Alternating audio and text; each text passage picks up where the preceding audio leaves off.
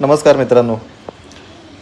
इटलीहून हद्दपार केलेली मितेनी कंपनीची यंत्रणा सध्या महाराष्ट्रातील रत्नागिरी येथे लोटे परशुराम MIDCमध्ये लक्ष्मी ऑर्गॅनिक इंडस्ट्रियल लिमिटेड या नावाने सध्या कार्यरत आहे.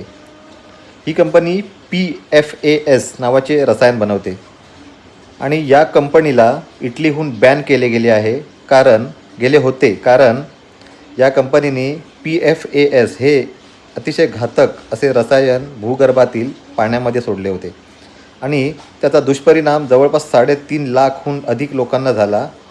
त्यांची मेडिकल चाचणी केल्यानंतर त्यांच्या शरीरावरती अनेक दुष्परिणाम झालेल्याचे जाणवले आणि हाच रासायनिक प्रकल्प सध्या रत्नागिरी येथे लोटे परशुराम MIDCमध्ये कार्यरत आहे.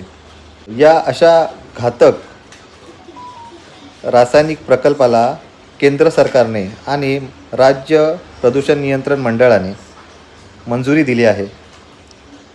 तर सरकारला आणि प्रशासनाला एक मला विचारायचं आहे की हे असले घातक आणि रासायनिक प्रकल्प किंवा पेट्रोकेमिकल्स किंवा अजून रिफायनरीज वगैरे असे हे प्रकल्प जे येत आहेत हे कोकणामध्ये आणि विशेषतः रत्नागिरीमध्येच का येत आहेत आणि रत्नागिरीकरांच्या आणि कोकणातल्या लोकांच्याच वाट्याला हे प्रकल्प का, इतरत्र बाकीच्या ठिकाणी का नाहीत?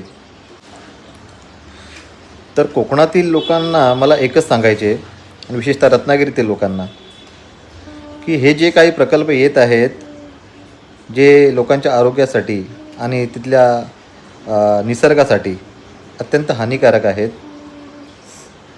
अशा प्रकल्पांना विरोध केलाच पाहिजे आणि हा आपला हक्क आहे. कारण तिथे आपली माणसं राहतात, आपल्या लोकांची शेती आहे, आंबा, काजू, नारळ यासारख्या शिवाय तांदूळ यासारखी पिकं घेतली जातात. लोकांचे जीवन चालते त्याच्यावरती आणि एखाद्या कुणाच्या कंपनीच्या फायद्यासाठी तिकडची जी दैनंदिन जीवन आहे, लाईफ आहे, हे खराब करण्यात काही अर्थ नाही. धन्यवाद.